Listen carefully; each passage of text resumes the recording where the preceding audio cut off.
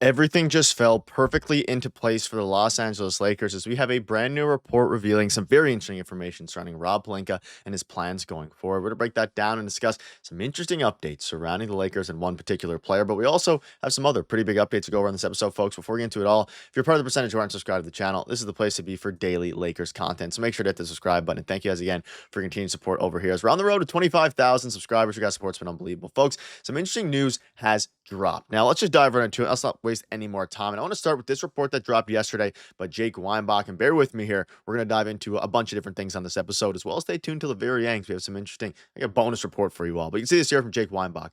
Reporter says that if the Wizards prefer to open up rotation minutes for the large number of youth prospects, veterans such as Chris Middleton, CJ McCollum, and Marcus Smart would likely become potential buyout candidates. Washington is also facing a roster crunch after acquiring Cam Whitmore, so expect more moves to be made ahead of training camp. Corey Kispert is one name that's currently being shopped on the trade market, and we're going to be focusing in on a couple of different players here, including Marcus Smart. Now, if you're unfamiliar, yesterday, obviously, some interesting things happened. So you see this here from Shams.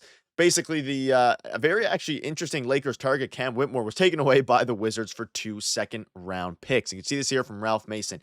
Marcus Smart gets a buyout from the Wizards and takes the Lakers biannual exception. And let's talk about this because, of course, the report came out that basically, we look at it from the Wizards' point of view. There is not a lot of there's simply just not a lot of room for the Wizards to play all their veterans, right? You have Chris Middleton, CJ McCollum, Marcus Smart.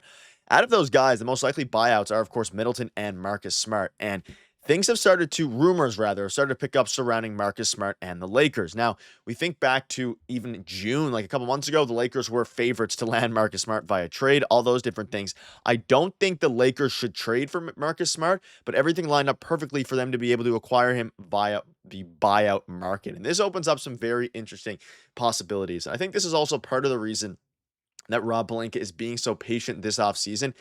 The more moves that go down, and I see a lot of people out there that wanted, of course, Rob Pelinka to go ahead and pull the trigger on that Cam Whitmore deal.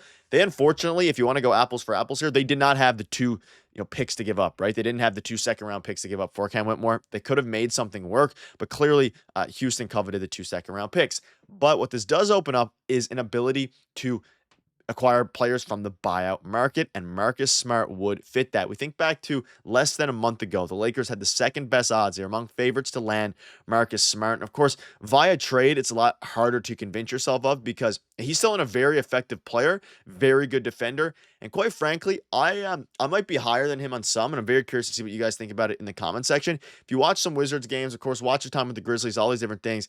Of course, his time with the Celtics. He is a very gritty player, and I think someone that would really complement this lineup well. A very gritty defender, obviously not in his prime, but a very gritty defender, a solid facilitator as well. And you look at this team right now, of course, you have DeAndre Ayton as the center instead of Jared Vanderbilt, but it makes things very, very interesting. And as you start to look at it from the perspective of the Lakers, how can you improve this team? What do you need? You need the bench to be improved, and you need more tenacity on defense. And you can see here some quote tweets. There's a lot of things going around surrounding Mr. Smart. Lakers should go after all three, but mainly Smart for the defense and CJ for the shooting / off the bench scoring. Now, I don't love the idea of CJ McCollum. Obviously, he has a higher ceiling probably offensively than a lot of these guys. But I think at this point, if you're going to add bench scoring via the buyout market, I'd probably wait for Bradley Beal, to be honest, because I prefer the upside of Bradley Beal over CJ McCollum, even though, a lot of people are low on Bradley Beal, of course, because of his time with the Suns. He was actually very efficient and very solid overall, just didn't live up to the $55 million deal that he got. However, Marcus Smart, on the other hand, would be able to be exactly what this team needs. They need a point of attack defender. They need a backup point guard. He kind of hit both birds with one stone here. You look at his stats last year with Washington, and again, injuries have been a bit of a problem. 9 points a game, 2 assists. He's not the best facilitator, right? And he never has been. He's had some decent years in Boston, I believe, especially his last year, averaging 6 assists a game. He's still very solid. And you look at his time with Memphis in 2023, albeit in 20 games, he was elite. And he is a very effective shooter still, even dating back to last season with his time with the Wizards.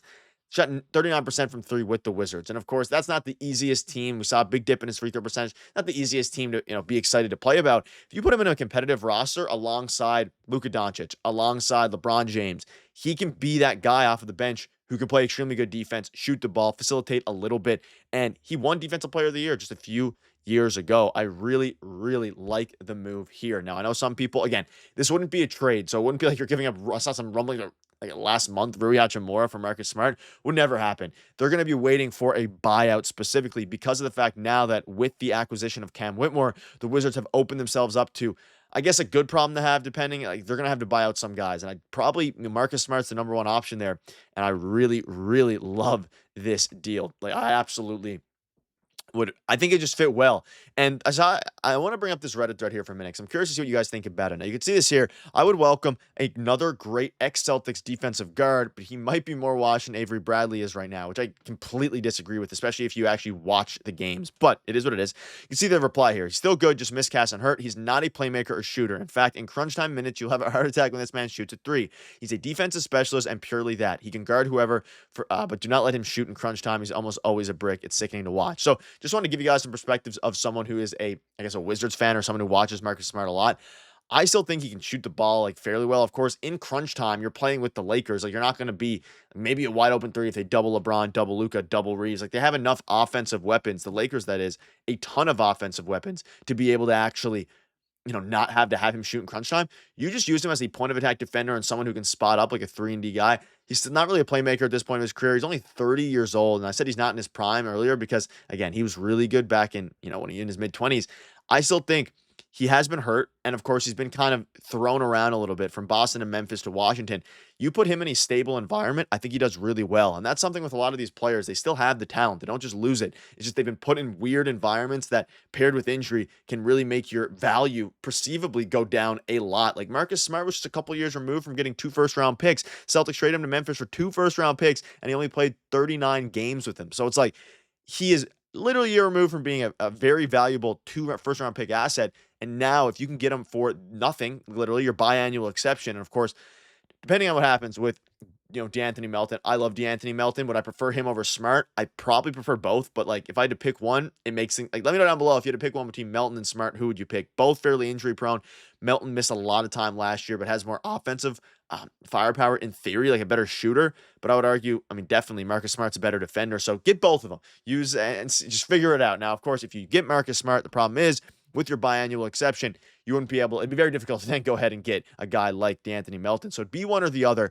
And leave a comment down below right now. Which of the 2 beasts you would prefer, Marcus Smart or DeAnthony Melton? But let me know down below your thoughts are on that. Quick thing also before we wrap up, this came out today. Former Laker Mychal Thompson, of course, as we all know, says DeAndre Ayton will prove how good he is to everyone. And honestly, the more that I've marinated with the Ayton signing, the more I like it. Very positive first impression from him, saying he wants to be a Laker. Luka Doncic is reportedly super excited. He said, I think it's a great move. He's the perfect center for the Lakers. He's the perfect partner for Luka in the high screen and roll and the high lobs and throwing it in the post. That's what I like about DA. He's not just a screen and roll center. And that's what I said. Like, he has high ceiling. He has high skills, but also, most importantly, he has an ability to create his own shot. And Mychal Thompson agrees. But folks, that'll wrap it up. Let me know down below what your thoughts are on Ayton. Let me know down below what your thoughts are on, of course, not this, because that'd be ridiculous, on, Marcus Smart.